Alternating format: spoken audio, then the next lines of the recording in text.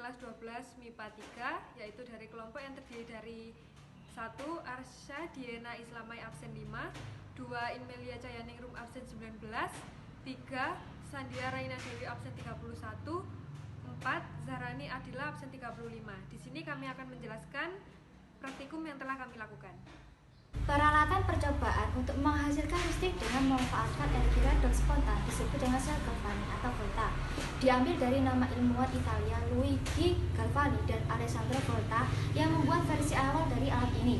Sel Volta adalah penataan bahan kimia dan penghantar listrik yang memberikan aliran elektron lewat rangkaian luar dari suatu zat kimia yang teroksidasi ke zat kimia yang direduksi. Sebuah sel elektrokimia yang beroperasi secara spontan disebut dengan sel Galvani atau sel Volta. Sel Volta mengubah energi kimia menjadi energi listrik yang dapat digunakan untuk melakukan kerja sebuah sel di mana potensial luar yang berlawanan menyebabkan reaksi berlangsung dalam arah berlawanan secara spontan disebut dengan sel elektrolisis. Sel seperti ini menggunakan energi listrik yang dihasilkan oleh rangkaian luar untuk melakukan reaksi kimia yang sebenarnya tidak dapat berlangsung. Suatu sel Volta menghasilkan listrik karena adanya perbedaan daya tarik dua elektron terhadap elektron, sehingga elektron mengalir dari yang lemah ke yang kuat daya tariknya. Jika daya tarik itu disebut potensial elektroda, maka perbedaan potensial kedua elektroda disebut dengan potensial sel atau daya gerak listrik. Prinsip-prinsip sel Volta. Yang pertama, di dalam sel Volta reaksi kimianya mengandung arus listrik. Reaksi terjadi secara spontan. Yang kedua, terjadi perubahan dari energi kimia menjadi energi listrik. Yang ketiga, pada anoda terjadi reaksi oksidasi dan bermuatan negatif. Yang keempat, pada katoda terjadi reaksi reduksi dan bermuatan positif. Dan yang terakhir, 5, elektron mengalir dari anoda menuju katoda.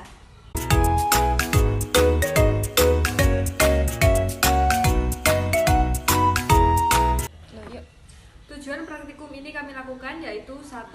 Dapat mengetahui ternyata terdapat benda-benda yang bermuatan kimia yang bisa kita ubah menjadi energi listrik. Nomor 2. Kita dapat mengetahui proses pembuatan energi listrik melalui benda-benda yang mudah dijumpai di sekeliling kita. Nomor 3. Kita dapat memanfaatkan benda-benda di sekitar kita. Dan nomor 4. Kita dapat mengaplikasikan teori dari sel Volta dalam kehidupan sehari-hari.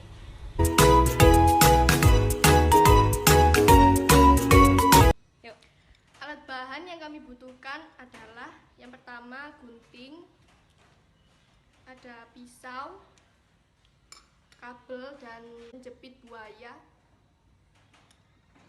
3 buah jeruk nipis, paku,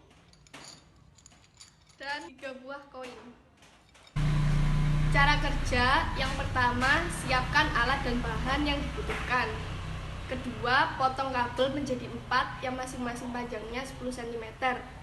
Ketiga, ikat kabel dengan penjepit buaya. Keempat, iris jeruk nipis sedikit menggunakan pisau, kemudian masukkan koinnya. Yang kelima, tancapkan paku ke dalam jeruk nipis. Yang keenam, jepitkan penjepit buaya dengan logam, kemudian ikat kabel dengan paku. Yang ketujuh, ulangi sampai membentuk rangkaian seperti pada gambar. Ke-8, jepit lampu menggunakan penjepit buaya dan ikat lampu menggunakan kabel. Yang terakhir, kemudian lampu akan menyala.